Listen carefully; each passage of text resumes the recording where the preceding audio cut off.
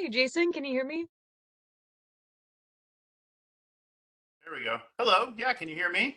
Yeah. Okay, sorry, Re- I had to download WebEx. I've never used it for anything before. So when I clicked on the link, it took a minute to install and download. So No, you're good. I just use WebEx just because that's the university sponsored one, and I noticed that you guys, I know a couple people at WKBN, and I know you guys use Teams and Microsoft products. So I hmm thought maybe you guys also had WebEx. that's it. Yeah, we'll do Teams meetings occasionally, but then Zoom for other things. It's just a combination of things. So Okay. anyways, good morning. How are you? I'm good. How are you today? Doing all right. Missing the beautiful sunshine of yesterday, but it's still warm at least. So Yeah. I'm excited for the rain though. It's supposed to rain today. I love the rainy season of spring, so I'm happy about that. I do miss the 70-degree temperature of yesterday. that was pretty nice. But yeah, you guys you're on spring break this week, aren't you? Yeah, it's really nice. It's really relaxing. I think just about everybody, at least at the jam bar, needed a spring break, and I'm more than happy because I can do catch up for all my classes. Oh, that's good. Cool. All right. So, This is part of a project for you then. yeah, so this is part of my interviewing classes project. We had to reach out to a professional in a career that we either are interested in the future of our careers or, somebody who knows a lot about the field, something along those lines. And I've done a couple managerial positions at the Jam Bar and I really liked it, but I also really like reporting and I'm really invested in like this community. So I figured I would just reach out to you since you've worked at WKBN for a really long time and you've done a Yeah. bit of everything. I have a pretty diverse background here and I have my hands in most things. Outside of weather, that was probably the one thing I've never done. Do you mind me asking real quick, so we can go over what are some of the jobs that you've done at WKBN? So I started as a production assistant, and at the time, production assistants would run camera for the studio, shoot video for commercials, and run camera for our game of the week broadcasts. So that was a big part of my job when I started. I ran studio camera for the morning news, and then I did those other roles as well. And then a couple of years in, I came to the news department as a news videographer. First part time, then full time. I did that for about 4 or 5 years, and then in 2007 became one of the first. I think there were 5 or 6 of us MMJs in Youngstown. We never had that model here of the one man band in the field, so I was one of the first group of people to do that in the market. I from so never really had aspirations to do the on air work thing, but it was kind of the industry is changing, so I did a little trial run, and then they said, "Okay, you're going to be an MMJ now." So, anyways, that in 2007, did that for about 4.5 years, and then I moved into producing as an executive producer. Here in our market, executive producers produce newscasts, so I did the 6 o'clock news for a few years. And then that was until I think about 2000 and I don't know the year exactly, 14 maybe, 12, well, no, 14. Anyways, I did that for a few years, and then I went to Buffalo, New York, and produced news there for 2 years. Same company, followed some friends up there who had gotten jobs there, worked there for 2 years, and then came back here 9 years ago as assistant news director. And I did that role for about 8 years, and then last last December, I guess, officially hired as news director after doing some fill in last year. So, had my hands in a lot. I've done sports coverage over the years. I covered Kelly Pavlik boxing matches in Vegas and in Memphis, and covered Youngstown State in when they went to the national championship game several years ago under Bo Pelini. I was in down in Frisco, Texas for Frisco. that. Yeah, so gotten to do some cool coverage over the years. Covered the auto show in Detroit many years ago. Um, Bounced around to just different things. It's been so I've had my hands a little bit in everything for a long time. So I'm really interested in the reporting and MMJ aspect of the journalism field. What really is it like for a reporter at WKBN on like a day-to-day basis? Um, I'm not gonna lie, it's a lot. MMJing, there, every role is challenging in the newsroom. MMJing is one of those challenging roles. And because so much of it is on you. So I guess for our example, for what we have MMJs do right now, the expectation is to come in, hopefully have a story idea that's vetted, and you either pitched it ahead of time or you're pitching it. I just came out of our morning meeting and pitch your package idea, and preferably a VOSOT idea as well. We try to make sure that we try so those ideas aren't just pulled out of our assignment folder to say, oh, this press release came, I'm going to cover this today. We look for enterprise ideas. Um, so it's pitching and vetting the stories first and saying, this is the story I want to do. These are the people I want to talk to. They're able to talk today. And usually, unless there's some major story going on that we say, no, we need you to put that on hold and do something else, that's the story that reporter will do. Um, so then it's basically taking a camera, going out in the field, shooting your interviews for that story, getting the B-roll that you need with the camera, um, and putting that piece together. On top of that, there's usually a second story that's a VOSOT on something different. So it's like you may package a story on a family being driven from their home because of a house fire, and you get to talk to the family. And then your other VOSOT may just be on anything, a fundraiser for this foundation or something. Um, and then there's also a shorter version of that package that you do. So you do the long form package, you do a VOSOT version of that, preferably not with the same sound, with maybe a little bit of a different angle, and then a totally separate VOSOT. And then the ultimate goal is, and we don't execute this daily, but uh, what are the live opportunities for that package? Because if we can put someone live, it makes our newscast stronger. It makes them flow better. It allows us to do more local content in the news because doing intros live and tags live or Q and A's with the anchors allows us to spend more time on our local stories and less time throwing a national story in. And ultimately, that's what people want from us is local news. So that's the ultimate goal. And it varies day by day on how that works. If you're able to get your package done in the morning, like get people shot, interviews shot, depending on their availability, then great. You can get those interviews shot. You can start writing until you go get your VOSOT, or you can get everything shot and then write everything up. And then it's a process of writing your stories, getting the scripts approved by usually a manager or a producer back here. And once it's approved, then you can edit your stories. Um, and we also have the ability to edit in the field. We have laptops with Adobe Premiere and our software for producing on there, so they can write and edit their stories in the field and send them back as well. Or we have the editors back here too. Okay. I was also kind of curious on like what your role is regarding the relationship between you and the reporters. Um, it's interesting. I'm not, my hands aren't deep in the stories typically.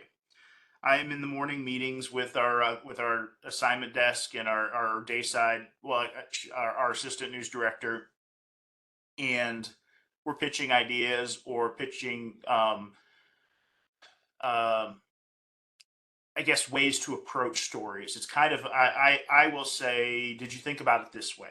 Okay, or maybe if we're doing this story, I'll give you an example. Last week we were struggling a little bit on Friday for story ideas, and one of the ideas was, well, the home and garden show is going on this weekend. Well, rather than take the angle of the home and garden shows going on this weekend, my idea was, what if we go out there and talk to them about how busy are they right now? If people want to do home improvement this spring, can they book and get people to do work right away? Is it 6 months out? That was my idea. It didn't really turn that way. It actually turned into everything's so much more expensive. Materials are more expensive. The process is more expensive.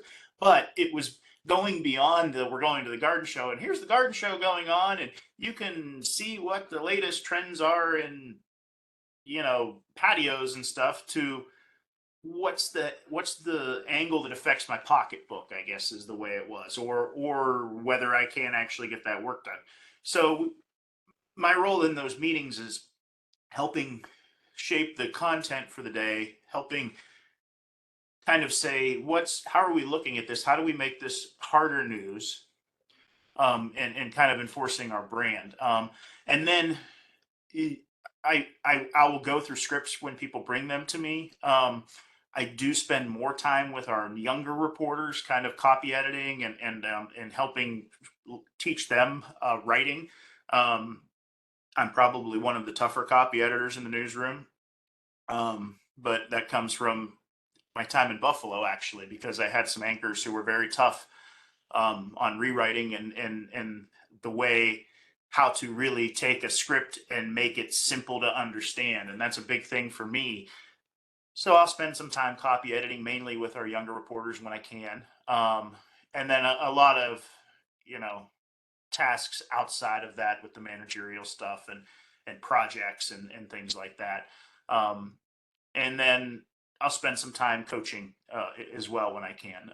When one of the things I do is I ask people to seek out feedback because I'll make time for them to sit down and look at the stories that they've done or help coach in certain ways. So I'm actually really glad that you mentioned that you work with new MMJs that you bring on because I wanted to ask, like, what are some challenges that you really see within new hires coming out of college after their graduation? one of the biggest things is they don't people don't know what they don't know. I think you sometimes certain colleges, not all, will give you kind of a preconceived notion of what the job is, and that's great.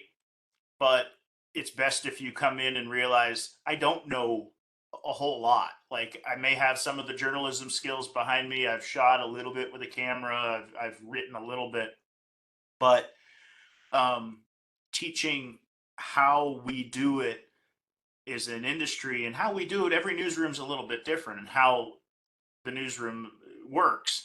Um, Training is so important, and the time spent with new hires because we have to give them the tools to succeed. So our training process typically is at least 4 5 weeks. Sometimes it goes a little bit longer. I mean, there are situations where we have to get people through quickly based on circumstances, but overall, we try to spend a good chunk of time just teaching.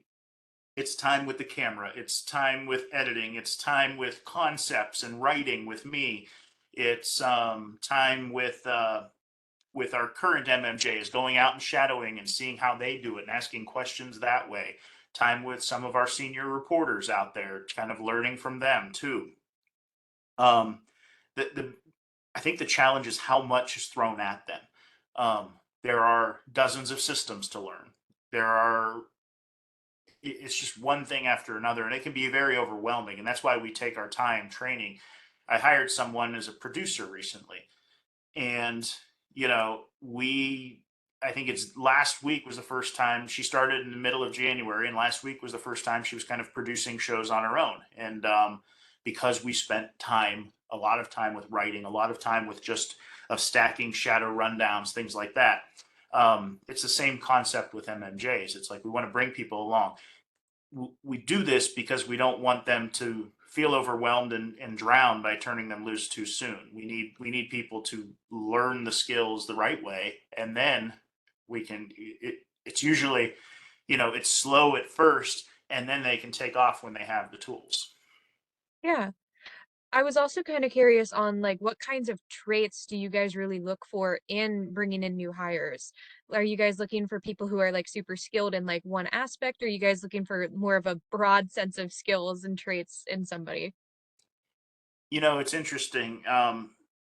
The the key is attitude, and it doesn't always take yes, I need somebody who understands the journalism end of it. I need the people to understand why we do this, the way things are done correctly, and how we have to be, hold ourselves to a high standard ethically.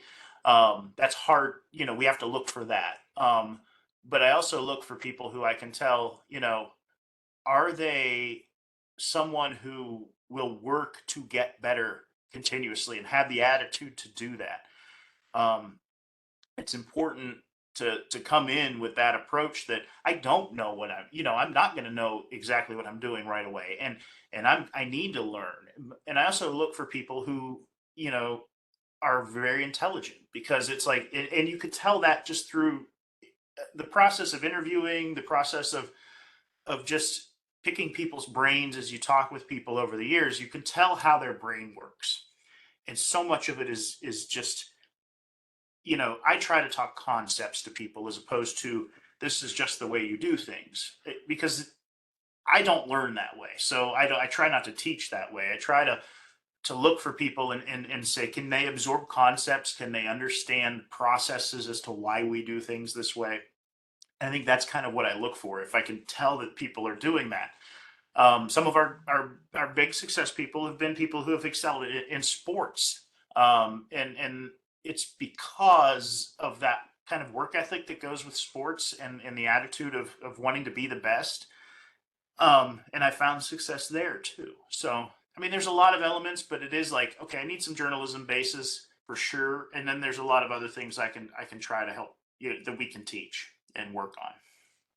All right. I'm gonna kind of switch or shift gears a little bit. I was Mhm. curious in what the job market right now really is like for people who are going into either a broadcast field or a journalism field. Um, in television, there's a lot of jobs. Um, it's interesting because the challenge is it's become more of a challenge to find people over the last 3 years. I don't know if COVID scared some folks out of this industry, um, but I have, I think, about three MMJ positions open right now. I actually do have some candidates right now, so it's competitive. All of a sudden, it wasn't. There weren't a whole lot of good candidates up until the last few months, but I've got a lot of people who are graduating in May who are solid candidates. Um, so that I think it's starting to shift a little bit, but overall, there's a lot of opportunity in the MMJ world across our company. There's, I'd say, hundreds of openings. I mean, we have stations in 120 cities, and most of them are looking for at least one or two MMJ positions. So, and in the future, that's not going away. The driver for companies like Nexstar, who we are, the what they strive for is local content. There are two things that do well on television, and it's live news and live sports. So the they look to say we want to produce as much local content as possible, so that and the only way you do that is with people. You need boots on the ground to gather content. So I think the the availability of positions is very good, for the foreseeable future for the MMJ world. The producer world is an even bigger need, and that is a need that every station in the country needs producers. It is probably the highest stress level job in the building, and there's a high burnout rate for it because of the amount of stress. There's so many things that go into producing, because you have to write, you have to coordinate all the pieces that are coming in and search for content to make the show work. And it's the same time every day. There's no you don't get it done. 5 o'clock comes around the same time every single day. And the project the the time it takes to climb the ladder in a producing role is, you can come into a station like ours and work for 18 months, 2 years, and go to Cleveland and go anywhere in the country, because everybody needs producers. There's just a need that's not going away there, because, again, back to the local content thing, the companies always want more and more local content, and it takes people to produce and write that as well. It's also the fastest track to newsroom management. Most newsroom managers are or were producers at some point in time. Um, it's uh, it's kind of because you are managing so many elements as a producer, you are dealing with so many people that it's kind of the natural progression. um, Outside of our chief photographer, I have producing background, not my original background, but our assistant news director, producing background, all of our EPs, obviously. Our managing editor, who runs the assignment desk, started as a producer 25 years ago. So that's the quickest way to manage newsroom management too. All right. I think this is my last question actually, but I was wondering what is an entry level position that you would recommend to people who are just coming out of college? I mean, I'll be honest. We hire people right out of college for MMJ and producer positions and photographer positions. In a market our size, at one time when I started here, this was mostly a second job. This was something you had to work up to. Outside of photographers, maybe.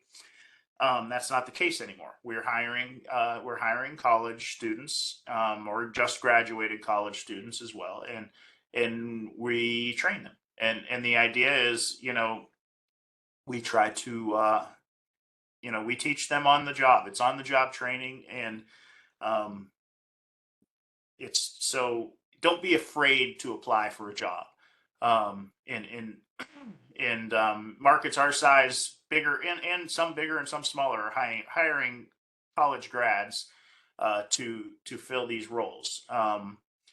And one of the things that we talk about here is it really takes about 18 months for someone to really learn a job, especially if they've never done it before, right out of college.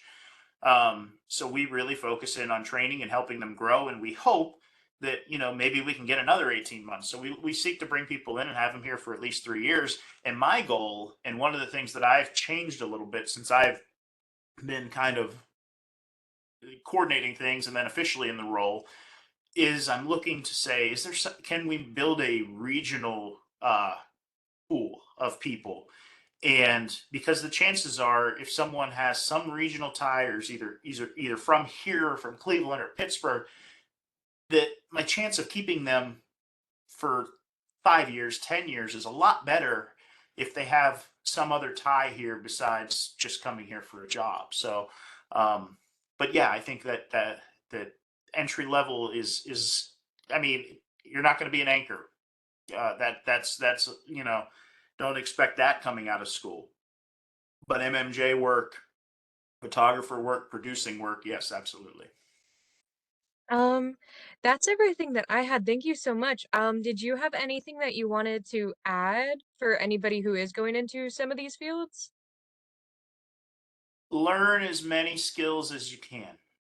Just because you don't think you want to do that aspect, just try to learn it.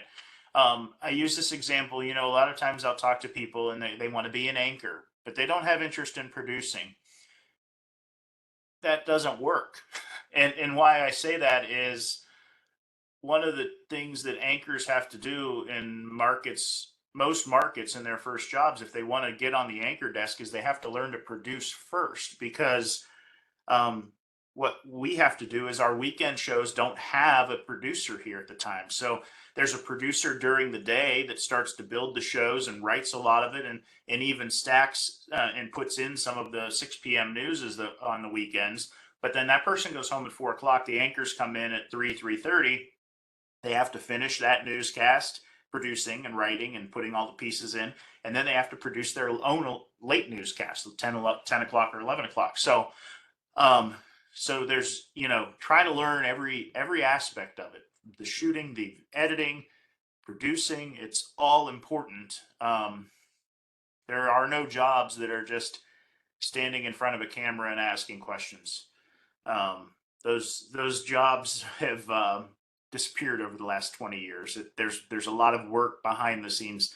Even our most experienced anchors, Stan Boney, Dave Sess, folks that have been here a long time, know how to produce a newscast. And some of them, Stan at times will take his iPhone out and go shoot an interview because don't have a photographer to go with him at that point in time. Um, so it's just picking up as many skills as you possibly can.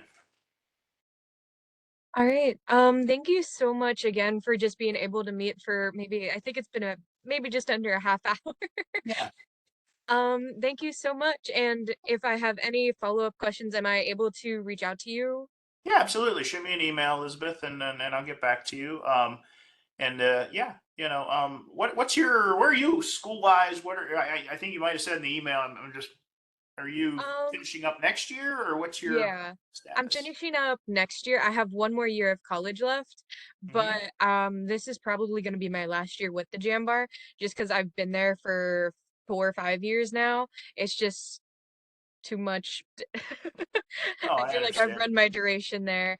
Um, but What are yeah, your goals? Do you want to get into the MMJ world? Do you want to? Is that kind of where you want to land? yeah, I really would like to go into the MMJ world. Um, I've met Joe Gorman, but I don't like know Joe Gorman, but I've met Joe Gorman and I know he does a lot of like the digital reporting, but nothing really on air. That's Right. something that I really like actually because I enjoy writing content and like talking to people the most. I'm Hmm. very like it's not like about me. Like I think it's better if somebody else tells the story that it's coming directly from them sometimes. So I really like how Joe does a lot of like that kind of work where he just writes the story, does the story in that. Um, and then I'm really good actually friends with Kyle Wills. He was my executive producer when I was editor in chief at the Jam Bar, Hmm. and he used to not really be into doing news, and I'm really happy to like be watching him go into news and him coming back and talking to me about like the stories that he's been doing because he told me the other day he did the Youngstown Diocese was doing a sock drive. He was like working on that and like it really like makes me want to go into news even more because I could Cool. tell that like he really is enjoying it. Hmm. Yeah, and he's been a success story from ours. I mean, he started as a I think he was part-time photographer and then full-time, and then had expressed some interest in producing, and we're using him a lot in the producing role and some MMJing as well. So he's had shown a lot of growth. I think he's been with us almost a year now. Yeah. So uh, it's interesting to see. When I was in college, I didn't have the news bug. That wasn't why I went into it initially. It was more of I was passionate about. I always thought I'd try to like do sports, and I think that's a lot of high school kids' thoughts when they go into this thing. And then I started doing news, and it just got kind of stuck. It's just kind of like, oh, this is really cool. This is interesting. Um it's good to be, you know, you kind of if you're the type of person, and once I got into it, I realized I want to know what's going on everywhere. I don't know a lot about every detail, but I know a little bit about everywhere and what's going on in every community. And I find that very interesting. And I think it's the curiosity aspect of my brain. And it's kind of how I've operated. And I think that's what made me fall in love with it and be here doing this for over 20 years now. All right. So anyways, yeah, shoot, if you have any other questions, let me know. You mentioned your interest in digital and what Joe's doing. We have a team of people who are mainly digital producers who are writing for the website, who are making phone calls to gather stories, those types of things. So if as you get closer to graduation, or even sometimes we have part-time roles there, if there's something that would interest you even before graduation, keep an eye out for those types of things too. Okay. We have we do a our website is one of 120 in the company, and we're always in the top 10, probably 7 or 8 in page views in the country, and we're always number 1, 2, or 3 in app views. It's us, KTLA in Los Angeles, and WJW in Cleveland that battle it out for the first spot every month in app views in our company, and we're in New York and Chicago and uh, Tampa and all over the country. So kind of cool. Little Youngstown, Ohio. Youngstown isn't necessarily so small, I think, as a lot of people view it. Right. All right. Thank you so much once again. Yeah. Have a great Have day. a, Have a you great rest too, of your spring break. and enjoy some of the weather. Yeah. All right, Elizabeth. Thank you. Yeah, thank Bye you. bye. Bye.